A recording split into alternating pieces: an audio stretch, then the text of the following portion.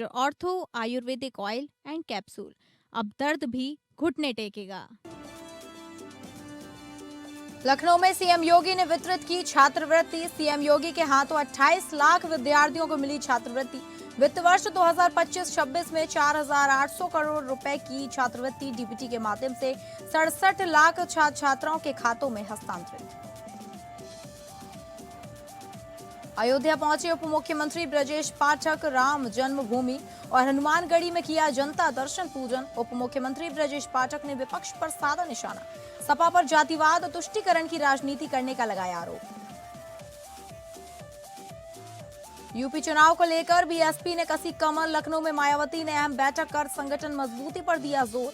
आपराधिक तत्वों को टिकट नहीं देने का दिया निर्देश। महंगाई और बेरोजगारी को लेकर सरकार पर साधा निशाना।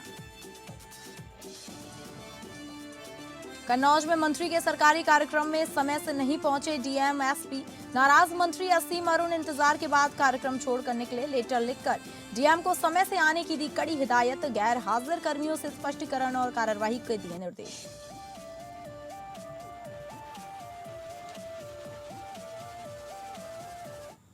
नमस्कार, हिसाब किताब के इस खास शो में मैं हूं डॉक्टर प्रसून। अमेरिकी राष्ट्रपति ट्रंप के ऑफिस ने एक ऐसा बम फोड़ा है कि इससे अमेरिका के गल्फ कंट्री वाले दोस्त सख्ते में हैं। व्हाइट हाउस में एक प्रेस कॉन्फ्रेंस के दौरान संकेत दिए गए कि राष्ट्रपति डोनाल्ड ट्रंप इस जंग का वित्तीय बोझ अपने खाड़ी देशों के सहयोगियों पर डालने की योजना बना रहे हैं। यह बयान तब सामने आया जब सऊदी अरब, यूएई, कुवैत, बहरीन ने ट्रंप को एक सीक्रेट मैसेज भेजकर मांग की कि ईरान की हार जब तक नहीं हो जाती तब तक यूएस हमले नहीं रोके।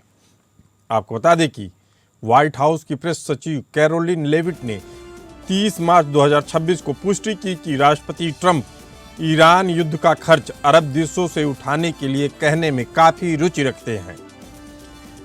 ट्रंप मुख्य रूप से सऊदी अरब, संयुक्त अरब अमीरात, कतर और कुवैत जैसे तेल समृद्ध खाड़ी देशों की ओर देख रहे हैं जो इस युद्ध के लिए अमेरिका का सहयोग देने का वादा किया था।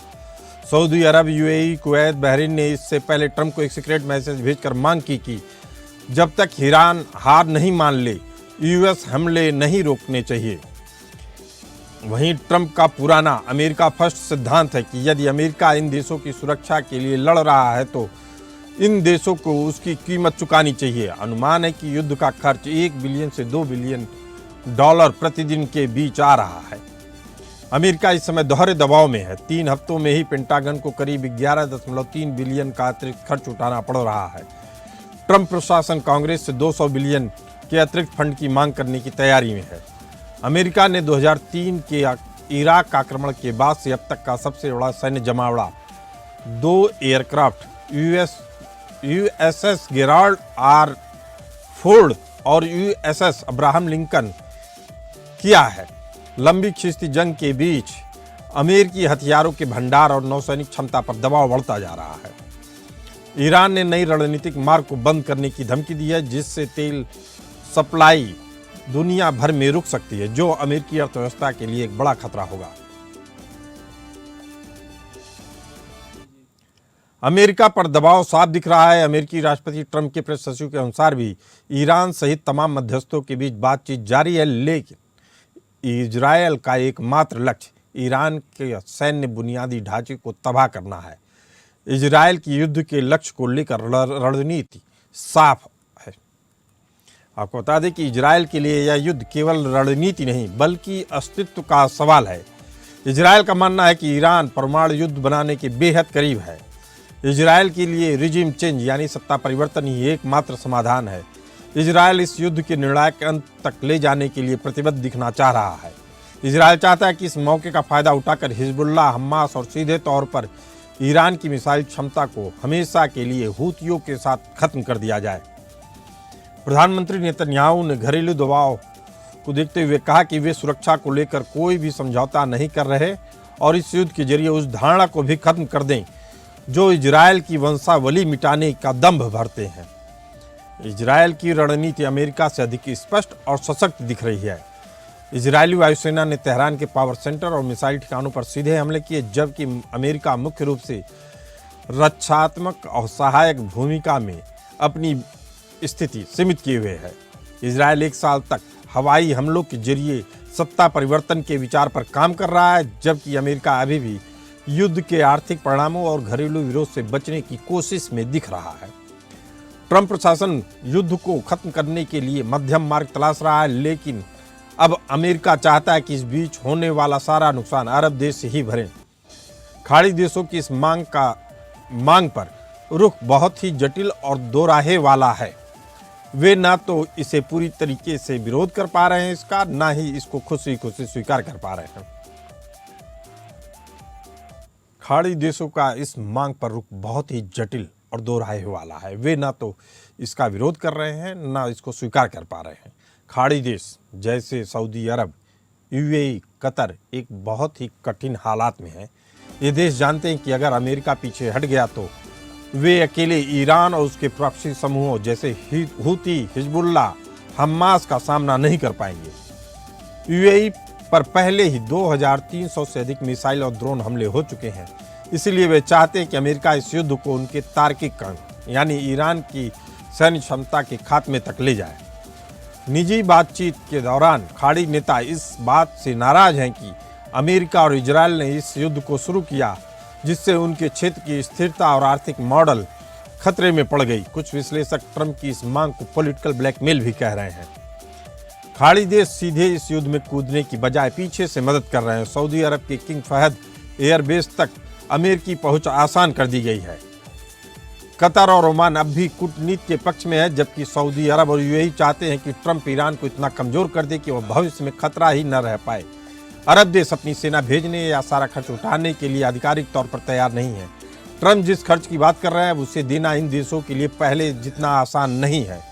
4 मार्च 2026 को हार्मुज जलसंधि बंद होने के बाद से सऊदी अरब, कुवैत, यूएई तेल निर्यात लगभग 10 मिलियन बैरल प्रतिदिन गिर गया है। जब खाड़ी देशों की अपनी अर्थव्यवस्था युद्ध के कारण भरभरा रही है, 10 से 15% तक गिरने के कागार पे हैं, तो अमेरिका के अरबों डॉलर के युद्ध को बिल भरने में वे हिचकिचाएंगे ही। अकेले इराक को रोजाना $3 बिलियन का नुकसान हो रहा है। ट्रंप का दबाव बनाने का तरीका सीधा है, पैसे दो या सुरक्षा भूलो। यानी वे सुरक्षा तो देंगे, लेकिन इसके बदले सुरक्षा की गारंटी मांगेंगे जो इजराइल के बराबर हो। इसी मुद्दे पर चर्चा करने के लिए हमारे साथ मौजूद हैं मोनिका सूद जी, जियोपॉलिटिकल एक्सपर्ट, और कमांडर भूषण दीवान जी, डिफेंस एक्सपर्ट। आप दोनों का बहुत बहुत स्वागत है। थोड़ी देर में ही संजीव श्रीवास्तव जी जुड़ेंगे विदेश मामलों के जानकार के तौर पे। पहला सवाल डॉक्टर मोनिका सूद यही है, क्या अमेरिका का ये जो बयान है वास्तव में ये दबाव बनाने की रणनीति है, या वास्तव में अमेरिका अब इस युद्ध का जो भरपाई करेगा उससे अपने खजाने को फिर से मजबूत करेगा? देखिए, ये इनका दो तरफा बयान है।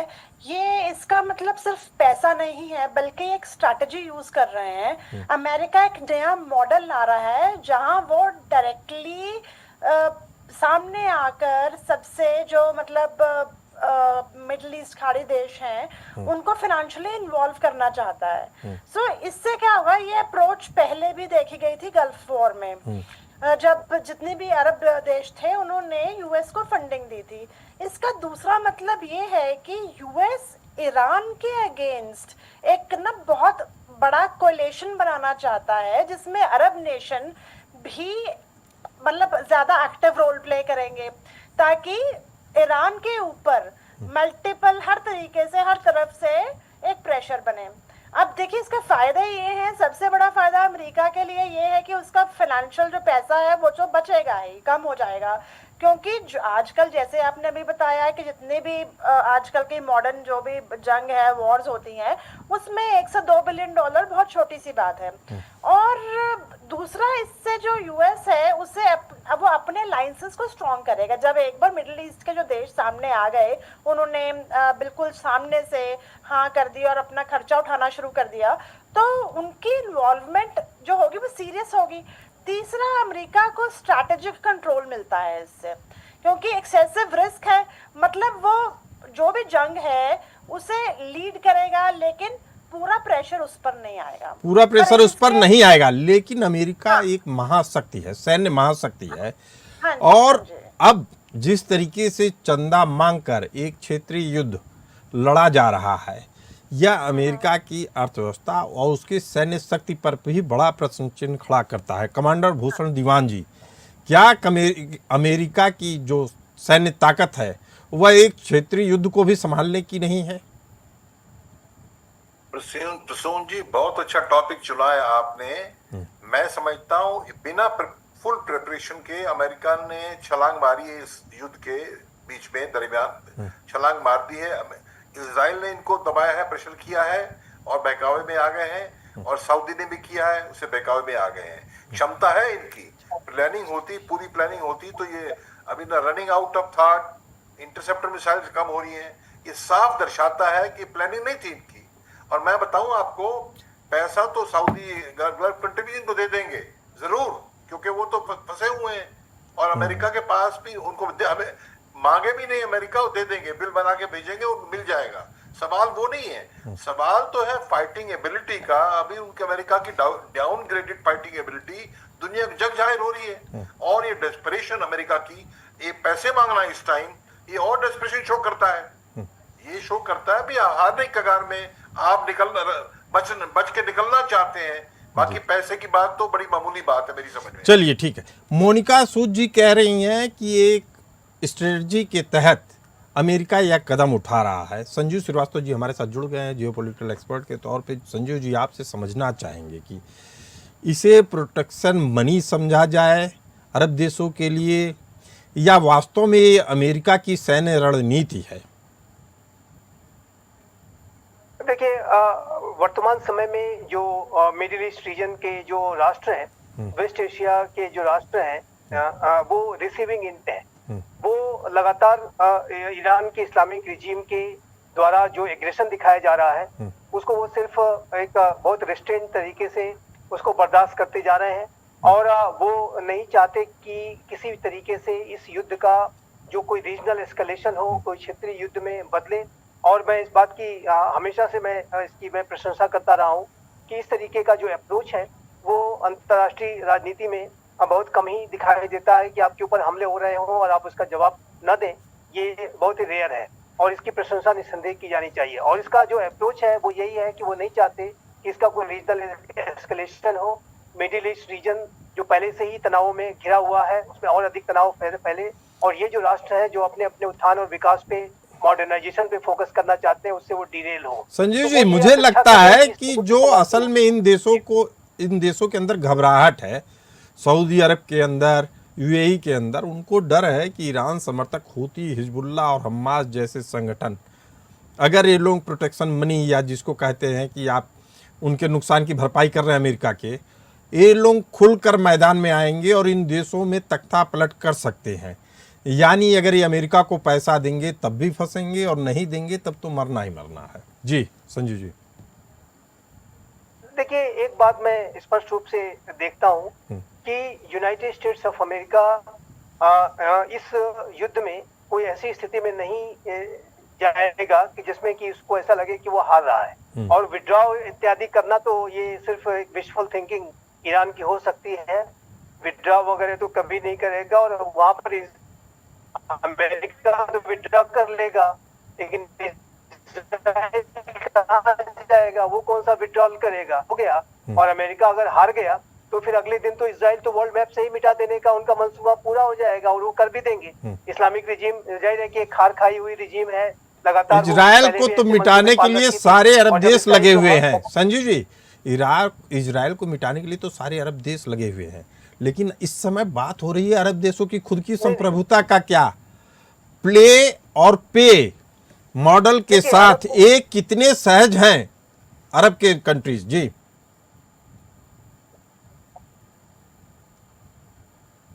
संजीव जी, आवाज आ रही है हमारी? मैं मानता हूँ उनको पार्टनरशिप, उनकी जो अलायंस की रिलेशन। संजीव जी, आपकी आवाज कट कट के आ रही है, दोबारा जुड़ने की कोशिश करेंगे।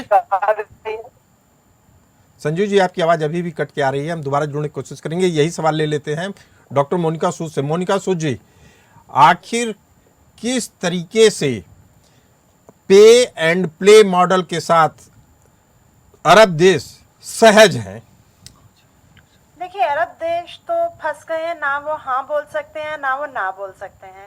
अगर आने वाले समय में देखिए मेरे हिसाब से 3 सिनेरियो पॉसिबल हैं।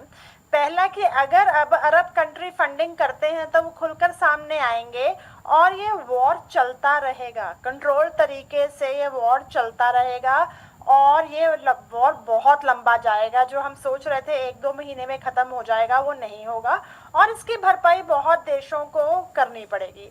दूसरा, अगर दूसरा मैं इसमें उठाऊं कि क्या पर्सपेक्टिव इसका हो सकता है, तो देखिए टेंशन जो है आपस में वो तो बहुत ज्यादा बढ़ जाएगी और बढ़ी हुई है पूरे मिडिल ईस्ट जोन नहीं में। मोनिका सूद जी, मेरा सवाल ये है कि जो जिस सॉवरेनिटी की बात करते हैं, जिस संप्रभुता की बात करते हैं अरब देश, अगर ये स्थिति है कि आर्म ट्विस्टिंग करके रोज उनसे पैसा लिया जा रहा है, उनकी सिक्योरिटी मनी या प्रोटेक्शन मनी के तौर पे पैसे लिए जा रहे हैं, तो आपकी संप्रभुता तो रही ही नहीं। हाँ वो तो सही कह रहे हैं, वो तो तो रही चलिए नहीं। इस पे दोबारा हम आएंगे। चर्चा कर रहे हैं कि अमेरिका ने आखिर क्यों कहा है कि जो ईरान के खिलाफ जंग है उसका पूरा खर्चा गल्फ कंट्रीज उठाएं, इसके क्या मायने हैं। इसी पे चर्चा करने के लिए हमारे साथ मौजूद हैं संजीव श्रीवास्तव जी, जियोपॉलिटिकल एक्सपर्ट। संजीव जी, पहला सवाल यही कि अगर ईरान पूरी तरह तबाह होता है तो वहाँ से निकलने वाले करोड़ों शरणार्थियों का बोझ कौन उठाएगा। तुर्की और यूरोप की तरह अरब देश भी एक नए शरणार्थी संकट में फंसने के लिए तैयार हैं। ये निसंदेह अगर इस तरीके का युद्ध कंटिन्यू करता है और लोग बड़ी तादाद में, बड़ी संख्या में प्रभावित होने शुरू होते हैं, तो वहाँ पर रिफ्यूजी क्राइसिस और इस तरीके का जो शरणार्थियों का जो संकट है वो निसंदेह बनेगा। और जैसा कि आपने देखा कि जो गाजा में जब इस तरीके की ह्यूमैनिटेरियन क्राइसिस आई तो वहाँ पर कोई भी जो मुस्लिम वर्ल्ड का जो राष्ट्र था उसने अपने दरवाजे गाजा के लोगों के लिए नहीं खोले। ऑन द पेपर वो जरूर आंसू बहाते रहे कि गाजा में लोग मारे जा रहे हैं इत्यादि इत्यादि, लेकिन किसी भी मुस्लिम राष्ट्र ने गाजा के लोगों को रिसीव करने के बारे में कोई कदम नहीं उठाए। बस इतना ही किया कि कुछ जो बहुत ही क्रिटिकली इंजर्ड लोग थे उनको अपने हॉस्पिटल पे वो ले आए और शरण दी, ह्यूमैनिटेरियन जो फूड सप्लाईज, मेडिसिन सप्लाई इत्यादि की, लेकिन कोई बड़े एफर्ट्स जो ओआईसी के कंट्रीज ने भी नहीं उठाए। तो वर्तमान समय में यदि ईरान में इस तरीके की क्राइसिस कोई पैदा होती है तो मुझे इस बात का संदेह है कि मुस्लिम वर्ल्ड के जो राष्ट्र हैं वो ऐसे रिफ्यूजी जो इन्फ्लक्स है और उसको। संजीव जी, आपकी बात से एक बात तो साफ हो रही है कि यहाँ ईरान के निवासियों के लिए भी संकट आने वाले समय में बेहद बड़ा होने वाला है।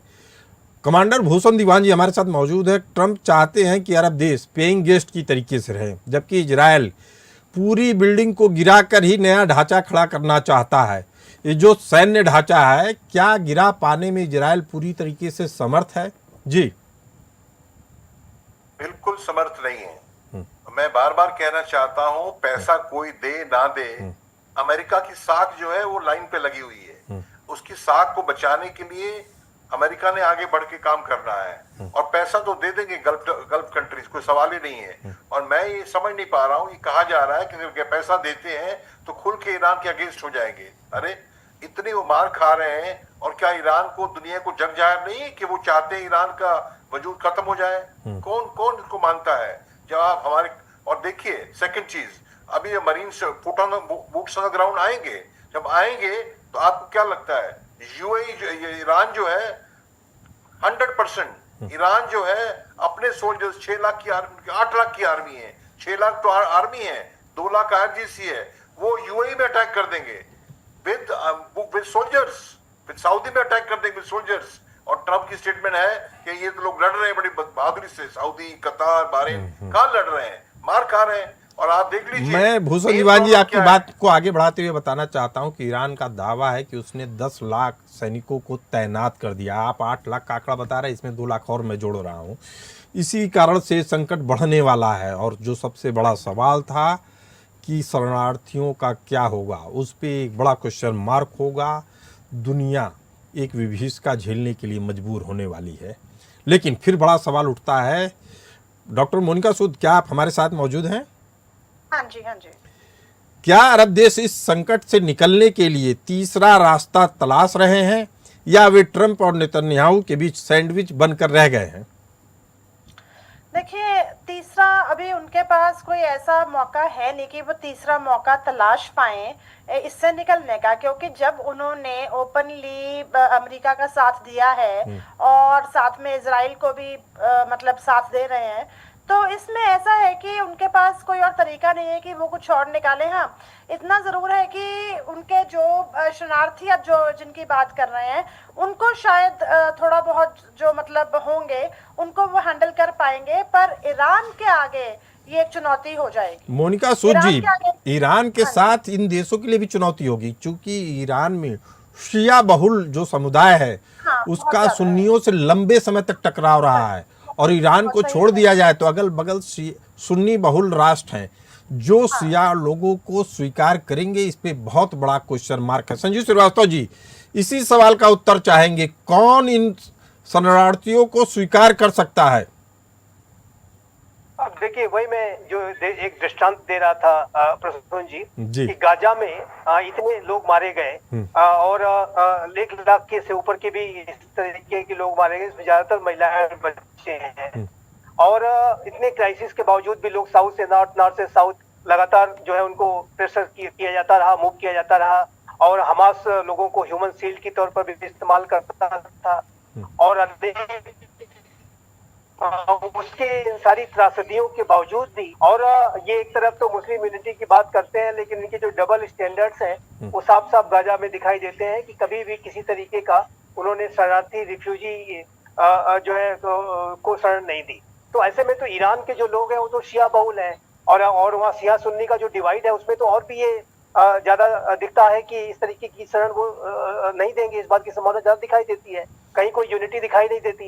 ये जो इस्लामिक रिजीम शिया बहुल है वो सुन्नी बहुल राष्ट्रों पे ही हमले कर रही है। तो ऐसे में तो ये जो मुस्लिम यूनिटी का ये जो नैरेटिव गढ़ने की कोशिश की जाती है उसकी तो दरारें नहीं बल्कि उसके बीच में खाई दिखाई देती है। खाई और दिखाई दे रही है। आपको कमांडर भूषण दीवान जी, अगर यह युद्ध लंबा खिंचता है तो कितना लंबा खिंचेगा? चूंकि परमाणु युद्ध की भी अब दस्तक हो चुकी है। यूएन के एक हाईली मतलब कैपेबल ऑफिसर ने इस्तीफा दिया और बताया कि अब अमेरिका परमाणु युद्ध की तैयारी कर रहा है, जिसके कारण उन्हें यह पद छोड़ना पड़ रहा है। ऐसे में यह युद्ध कितने लंबे समय तक चलेगा या टलेगा? करेक्ट जी करेक्ट। प्रसून जी, ये मरीन्स जो आएंगे डिप्लॉय होने के पहले, ऑन द ग्राउंड अटैक करने के पहले कम से कम 15-20 दिन 30 दिन तक जो है हैवी बम्बार्डमेंट उन एरियाज पे होगी जिन एरियाज पे ग्राउंड ट्रूप्स ने उतरना है। जैसे इराक में हुआ था, सॉफ्टन करना पड़ता टारगेट को। उसके बाद वो महीना 1.5 महीना लड़ेंगे, तब वो कुछ ना कुछ आइलैंड वगैरह कर या क्वेम आइलैंड जो भी आइलैंड है कैप्चर कर पाएंगे। तो 2-3 महीने के पहले तो इसका आउटकम नहीं है।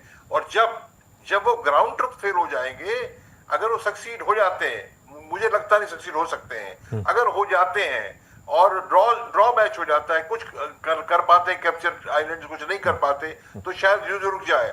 और अगर जिसकी प्रोबेबिलिटी ज्यादा है क्या कि अगर वो बहुत बॉडी में इकट्ठे हो जाते हैं तो ट्रम्प जो है न्यूक्लियर ऑप्शन में जा सकता है, हिरोशिमा मूवमेंट आ जाएगी, पर्ल हार्बर मूवमेंट आ जाएगी। ये पता है सभी को, पर फिर भी ट्रम्प एक जुआ खेल रहे हैं कि 2 महीने और बढ़ जाएगा उनको अब जवाब देना अमेरिका के लिए। अभी टाइम मिल गया उनको, टाइम मिल गया है, लेकिन यह भारत के लिए भी आंख खोलने वाला होगा। यह युद्ध कई सबक दे रहा है दुनिया भर के देशों को।